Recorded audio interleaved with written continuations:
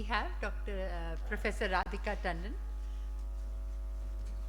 She heads the RP Center at AIMS Delhi, and she's both a cornea and a glaucoma person. Over to Dr. Radhika. Thank you, Meenakshi. Congratulations everybody for making it to this morning session. Just to give a little perspective, in glaucoma, it's a challenging specialty because it goes across disciplines. I would call myself as a like a core glaucoma expert, but it's just by the nature of being involved in anterior segment care, we often have patients who have these, associated problems, and so we have to, and we can't totally burden the glaucoma team with this entire spectrum of patients that we are generating. So we try to be as up to date as possible, but it is a challenge because over time, definitions have changed, medications have changed, and you have a certain experience that you've given an eye drop or any medication, and you have the follow-up impact of it. So that has become a little bit challenging. So there is a glaucoma person who sees that day in and day out and has a whole spectrum on their side. And similarly, that is why I wanted to share from the corneal aspect as well, because here again, it's something that we are comfortable with and we are seeing day in and day out, and sometimes we don't, communicate the same across. So that is why glaucoma and corneal disease is a problem, and including post-refractive procedures. Now, one thing which is, for example, still unclear in my mind, and if you don't mind, I'll open it up for discussion through my talk, is we always had this thing about what is the definition of glaucoma.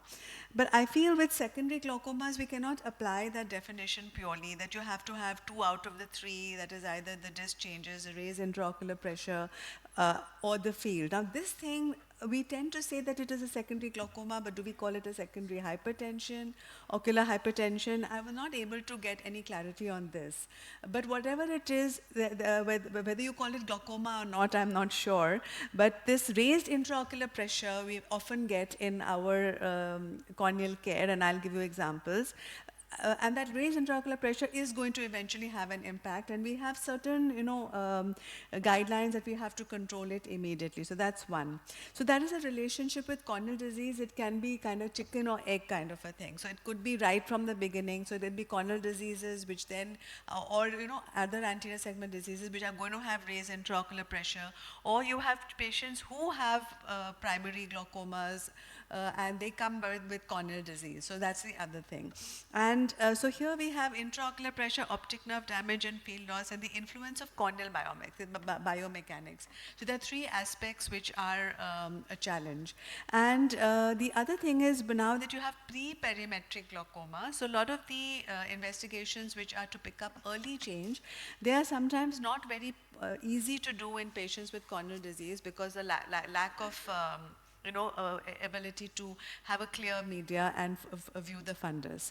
So largely the group of patients where we see secondary glaucoma are following infectious keratitis and post-keratoplasty. In our experience, these are the 2 big ones. And in infectious keratitis, we have 2 models of patients presenting. One is in the acute stage when they have the disease active.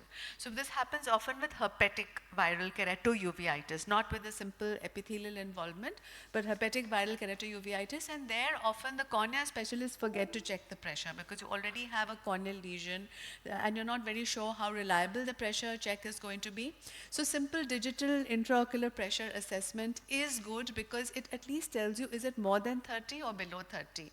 Usually by 25 to 30, you may be having a borderline this thing, but definitely above 30 millimeters of mercury, you can make out by digital tonometry. And so that is the other thing. Now, post-keratoplasty, again, there's a whole range. One is, of course, we have inflammation, so it may be an acute rise in intraocular pressure because of the inflammation, trabeculitis, and so on. The other is that we do give long-term topical steroids, and with the experience that topical steroids do lead to raised intraocular pressure, and that table that Sunita showed, we therefore avoid using dexamethasone and prednisolone for long periods of time. But practically, I feel that up to 3 to 4 weeks of these drugs, they don't really produce that much of a spike, but rarely we have seen with prednisolone acetate that the pressures may rise even as early as 2 or 3 weeks. And the other thing is post-keratoplasty. Again, it's a challenge to record the intraocular pressure because there is irregularity of the surface. You do not want to mess with the epithelium. So we usually use non-contact tonometry as a reasonable screening tool. Sometimes it can give a little bit higher value, but it's unlikely to give you a false low. That's my impression, but you may correct me. So therefore, we rely on non-contact tonometry as a routine screening tool. If we are not able to reliably check it, then we do the digital pressure. Then the concept about corneal scarring and its effect on IOP assessment. So here one would use the tono pen, and I'm not very sure what the eye care does for in the presence of scarring. We're working on that. And then glaucoma associated with corneal disease. That means essentially inherent corneal diseases. Here we have Fuchs and Ched. And I will share with you that it may seem odd, but honestly speaking, sometimes it is difficult to differentiate Ched, anterior segment dysgenesis, as well as primary congenital glaucoma. So you have a newborn child with a raised pressure or a hazy cornea, it can be a challenge. And here again, we're working on a kind of an algorithm to help people differentiate. Now, post-refractive surgery, one impact is, of course, corneal thickness and IOP measurement inaccuracy. So with modern times, we have the Corvus, and we also have the formula for correcting it depending upon the corneal thickness. So that is definitely an improvement. But at the same time, whether you have LASIK, PRK, SMILE, and the impact on the intraocular pressure and glaucoma diagnosis, one is the challenge of the corneal thickness change. And then we also have ectasia and associated risks of glaucoma. So you can have post-LASIK ectasia, etc. And then we have the phakic IOLs. Now, just a little word about refractive surgery. This is where we realize that sometimes, very rarely, it doesn't happen, but even that one patient is a concern, that as early as 2 to 3 weeks, they would come with a high intraocular pressure. And these are all young patients. So there was no way to predict that this person was at risk. So what change did I do in my practice? So LASIK surgery, you don't really require a stronger steroid such as prednisolone. So post-LASIK, I use fluoromethalone, soft steroid. After I shifted to fluoromethalone, which we give QID for 2 to 3 weeks, and then we taper to three times a day, and over 4 to 6 weeks, the steroids are stopped completely. I haven't had a single case of a spike in pressure. And PRK is, photorefractive keratomiliosis. In this, what happens is we have an epithelial removal. So here we don't give topical steroids at all for the first 3 days, and as soon as the epithelial defect heals, then we start the topical steroids. And looking at these patients, people are really frightened that if you don't give the steroid, there'll be more inflammation. We do cover them for this 2 to 3 days with a systemic NSAID like diclofenac, which helps to give them pain relief and also takes care of a little bit of topical inflammation. And after the epithelial defect is healed, which usually happens in 3 days, we start the topical steroid. So that was another, it's not directly related, but knowing that, it's not that you're so scared about steroids following refractive surgery, not that they develop any haze or any problems like that. So therefore, that's another reinforcement that post-LASIK, one can use fluoromethalone instead of prednisolone. With SMILE surgery, there is a little bit more dissection within the cornea. There's a little bit more disturbance of the stromal keratocytes. So following SMILE, I do use prednisolone acetate. And I started SMILE more recently over the last 3 years. Haven't had a case of post-SMILE raised intraocular pressure using steroid, but I'm not sure why that happened. But it's important to be aware of it, and every time, so we see the patient on the first post-op day, we check the pressure. We see them a week later, we check the pressure, and then we see them after 2 weeks. So in that window, we haven't seen that much of a rise in intraocular pressure. Regarding post-LASIK ectasia, as I said, that is, and the other point about corneal thinning is that how reliable is the intraocular pressure measurement. So if you have the corneal Corvus ST, it's good because it gives you a corrected IOP. Coming then to phakic IOLs. Now, phakic intraocular lenses, we follow the standard protocols that you have to have a minimum AC depth. For myopia, it has to be at least 2.8, so we never compromise on that. If there is any risk at all, we counsel the patient and never go for a phakic IOL if there is a compromise on that AC depth point. And again, regarding post-op steroids, here again the protocol is prednisolone acetate because an intraocular procedure, we give it 4 times a day for 2 weeks and then 2 times a day for 2 weeks. The technology has improved so much, the surgery has improved so much that we really don't cause any iatrogenic inflammation, and the steroids are just a little bit, to control the little bit of agitation which may have been produced in the AC. And there are diagnostic challenges in glaucoma with corneal disease. Quickly, I'll finish the inaccuracies. Okay. Then we have the Goldman applanation tonometry. Now, Goldman applanation tonometry is a very, very good method of checking the intraocular pressure, but it is now seeming so invasive when you have non-contact tonometry available. So it's not a standard. I know all the glaucoma specialists say that you have to do a Goldman, that is the gold standard, but we tend to not do it routinely, and we use the NCT as a screening tool, and then whenever in doubt, we're doing the Goldman. Of course, in the glaucoma clinic, they will have a Goldman pressure on every patient. So we have the other rebound tonometry is the one that we were discussing, eye care, and the role of pachymetry and corneal hysteresis measurement. Our experience is that this thing needs to be studied further, but definitely if we have the Corvus ST, which is gives you the corneal biomechanics, it's a wonderful tool. It's a highly expensive tool to have, but at least our understanding can give some guidelines that these are the people, it helps us to understand that how important is it. And talking about the dynamics there, the pharmacological therapy, again, this is one thing I would like to mention. Avoidance of preservatives, because there are a lot of preservative-free topical anti-glaucoma medications because ocular surface problems do affect the cornea as well. But we have to be mindful that they're extremely expensive. And given the range of patients who come, it is sometimes quite a challenge, but what to do? And the role of hyperosmotics, so supposing you have a patient with corneal raised intraocular pressure and they have corneal edema. So some people overload them with topical sodium chloride. They'll get Hypersol 4% QID and they'll give 6% ointment HS. And we have compared the effect of saline drops versus saline ointment, even doing the tear osmolarity level, and the ointment is superior, and the effect of the drops is not that long. So it's better to use, if you feel that you want to dedigest the epithelium of the cornea, which is hazy because of the raised intraocular pressure, you could add Hypersol ointment HS or even ointment TDS, but I would say lower the intraocular pressure first. See how much, it's not going to make a huge difference if that corneal edema is going to be there for another 2-3 days. So reduce the intraocular pressure, see what change it brings, and then if you feel there's an addition, because all that the Hypersol is doing is just sucking out the fluid from the epithelium. So if it is a glaucoma-induced raised intraocular pressure, I'd say avoid hyperosmotics. If it's a corneal disease where like pseudophakic bullous keratopathy or post-cataract surgery endothelial decompensation, then it is more, it should be used. But maybe you may share whether you tend to use hyperosmotics in pure glaucoma patients where there's the edema due to the raised intraocular pressure. Surgical options, the only thing I would say that I feel that the glaucoma people are being overburdened, and we need to encourage more anterior segment surgeons to be confident. So with the discussion of colleagues, I have a little bit of my own algorithm. If the pressure is highest, I will first start with beta blocker because it is cheaper and it often does work. And if it is a quiet eye, then I'd start with a prostaglandin analog, provided there is no risk of inflammation such as is not a viral keratitis and so on.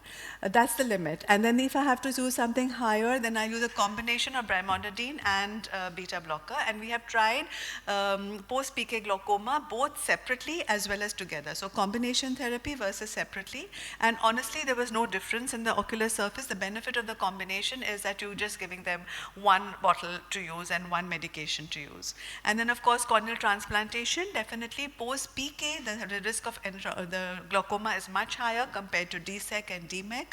And there only the problem comes because of the chronic steroid use, and there again we're very conscious of that, and we try to taper off the steroids fairly quickly. Now, keratoconus patient with progressive intraocular pressure rise, this sometimes may happen because the patient has VKC and along with that keratoconus, so this is something that can happen. And then even when we do cross-linking, we tend to give them a lot of steroids. So it's good to be mindful of that and take into account the corneal thickness when assessing the patient, and correspondingly you may give a topical anti-glaucoma therapy prophylactically just to cover that period. Post-LASIK misdiagnosed ocular hypertension sometimes happens, and Fuchs dystrophy with secondary glaucoma post-TMEC is another thing that may happen. This happens generally if the PI is blocked, and there may be often in the immediate post-operative period there may be pupillary block happening because of a large air bubble in the AC, or maybe also because of the PI being occluded by inflammation and so on. So key points on glaucoma pathology and corneal disease: importance of accurate IOP measurement and tailored management of complex cases. So if you don't mind, I'd like somebody to tell me that do we really call it glaucoma or not, or do we call it secondary ocular hypertension? That's one. And second point is the strategy I mentioned, that considering everything, cost, etc., is it okay to start with beta blocker first? That's okay. And do you use Hypersol on your own, or is it no? We never. You never. That's good. That's good, because often people, unnecessarily use it. So that's something that is good. And Actually, we are not really looking at how the patient is seeing at that point. exactly, We are more interested in controlling the pressure. Exactly. And everything else will fall into place accordingly. And usually the effect of whatever you do, I feel like within a week you will know. So, you can, and even for this, if you want to, one is of course a visual, this thing as to how hazy the cornea is, but you can just do a ASOCT and document the CCT, because that's good for the patient's family also. They also want to know what's happening. So if you have, say, a 650, and then now after the lowering of intraocular pressure, it's come to, say, 600, for you as well as the patient, you know that you're going in the right direction.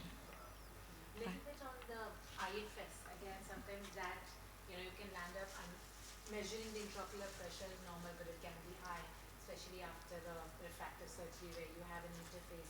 If you have DLK followed by an IFS kind of a situation, that sometimes I feel gets underdiagnosed and glaucoma is missed. You need to stop the steroids and put those patients on anti-glaucoma very quickly, and the interface fluid also then disappears. Right. But the pressures are often underestimated in those patients. And in at least our setup, because they do a lot of phakic IOLs, you mentioned very nicely the open angle part, but sometimes you'll end up getting the angle closure glaucoma post phakic IOLs, primarily because of either the IOL size was not appropriately selected, or sometimes I want to ask you, I don't know how, when you take now 2.8 as the cutoff for the phakic IOLs, from 3 I think you all have come down to 2.8, do you consider PIs with the central flow in the lens with the new phakic IOLs where you have the hole in the optic in the center? Are you still doing the PIs when it's 2.8? Or you don't do the PI? Okay, so good point. Now talking about the phakic IOLs, generally if you're putting the ICL or the phakic IOL which has a central flow, we don't do the PI. That is the benefit. But in hypermetropia, the ICL, the star ICL does not have a central flow. So if it's a hypermetropic phakic IOL, the PI is mandatory. And there again, there are two schools of thought. One is do it preoperatively with a laser or intraoperatively. However, there are some of the Indian lenses, the iCryl for example, which does have a central opening, central flow for hypermetropia. So if it is, and generally 2.8 is a cutoff, and the sizing is extremely important. It cannot be overemphasized.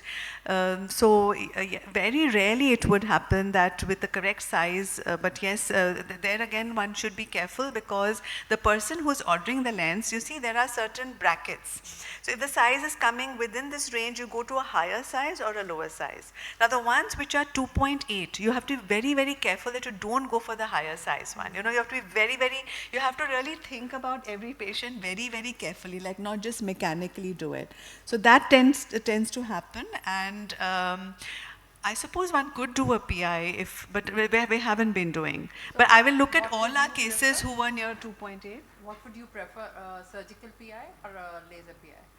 Laser PI. Because you see, during the surgery you dilate the pupil, then you constrict the pupil. I would not see any with it being a two-way thing. I think a laser PI would be the answer for surgery. Yeah. I think the other important thing is the pigment dispersion. Sometimes, like again, because our refractive people do the procedures and sometimes we are following them up. I think high myopes, patients, men, high myopes, they can sometimes have very subtle signs of pigment dispersion, and those are the ones which land up getting a significant steroid response post-operatively, and sometimes that gets missed again. I don't know what your protocol is, which we also keep telling us to follow up the intraocular pressure. You know, in the initial phase you're worried about the flap and all that, which is understandable, but thereafter the pressures need to be monitored. Typically after 2 weeks, steroid responses picked up in the high myopes and people who had a predisposition due to whatever reason. And I think pigment dispersion is something, if it can be looked at preoperatively, either whether you consider them as a relative. Oh yes, absolutely. We definitely, if we see any pigment dispersion, we straight away consult the glaucoma team, and yeah, and sometimes they've said don't do the surgery. So those are Yeah, and it's very important to be clear to the patient that it's better not to do it. It's an elective surgery, a healthy eye. Why mess with it? So this is you're talking of an ICL case. Yes, even, ICL.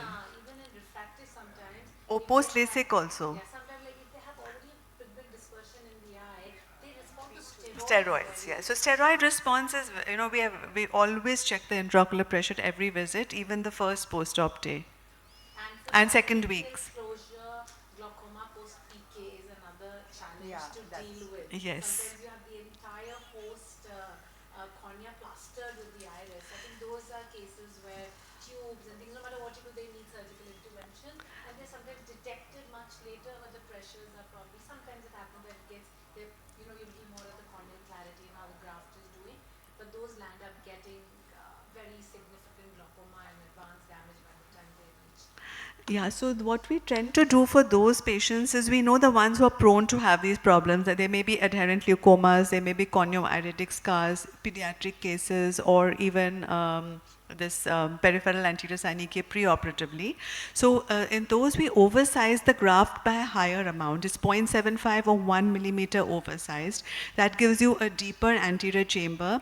Secondly, you know, when you have a smaller graft, you tend to do tight suturing. When you pull the sutures too tight, the trabecular meshwork gets pulled, and so that is the other thing. So make sure you release all the synechia during the surgery, and you know, oversize the graft. You do get a little myopic shift, but we're talking about, you know, eyes which had no vision, and then you want to just wearing a pair of myopic spectacles is not a big, you know, not a big challenge. So it's very important for that. You had a Yeah. last question from Amrita.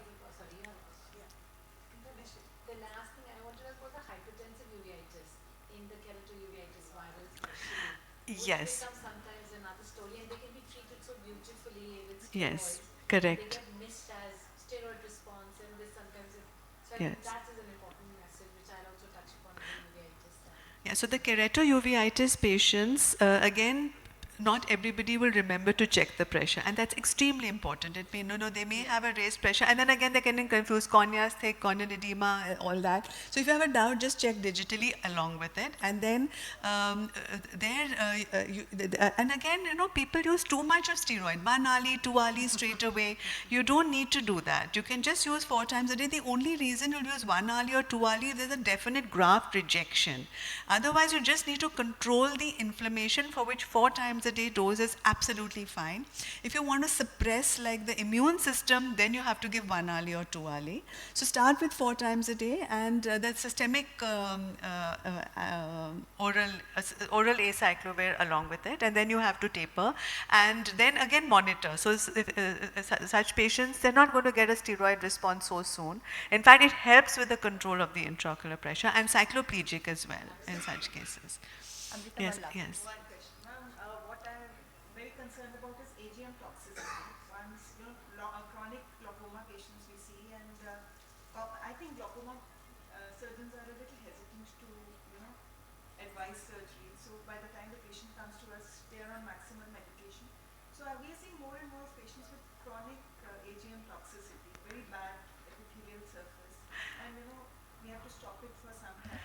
Yeah, AGM toxicity is certainly a problem, certainly, because often the patients have a little red eye, and even Ripasudil, some people get a very bad reaction to it, redness and all that. It is true, it is a problem, but... Switching on and deciding the surgery, of course, what I do is I stop them on all medicines, because it's difficult to say which one is causing and which is not, and the eye is very raw. And we start them on oral anti-glaucoma medications while waiting for the surgery. Now, what is going to help in such cases of severe, and how long? Yeah, so this is the absolute right approach, that you first stop everything. Sometimes you may even have to stop the lubricant, because anyway the eyes of some of them are watering and all, because you just say stop everything for 24 hours or 48 hours. Give them the systemic medication like acetazolamide or glycerol to control the intraocular pressure, and reassess them after that. And then it's difficult to pinpoint which ones, but sometimes people have a lot of itching with brimonidine. That is the most common one. And sometimes I'll have to say that it's pretty good association that with the topical prostaglandin analogs, it does trigger viral keratitis. So it's very important that if a patient comes back with some edema and they've been on prostaglandin, do think of viral keratitis, rather than ignoring it completely. And you can get both epithelial involvement as well as stromal in patients who never had any history of viral keratitis before.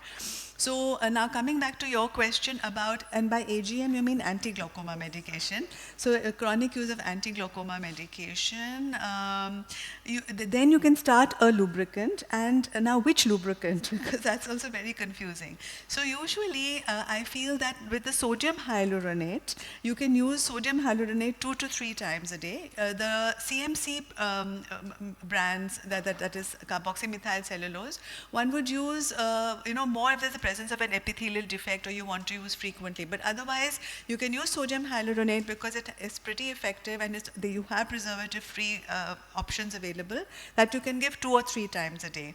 The other option is that you can use a gel depending upon the patient. So hydroxypropyl methyl cellulose gel can be used twice a day to sort of extend the duration for which it is. And now if you feel that you cannot use the AGM and you have to go for surgery, that was your question, right? So then usually the ocular surface should improve by stopping, and eventually it should recover. How long should we wait? A week or? Within a week, maybe a month yeah, but sometimes within a week you'll come to know which direction you're going. At least the patient will tell you something. Maybe you will not see any, they'll tell you, okay, irritation is a little bit less, or I'm feeling a bit better.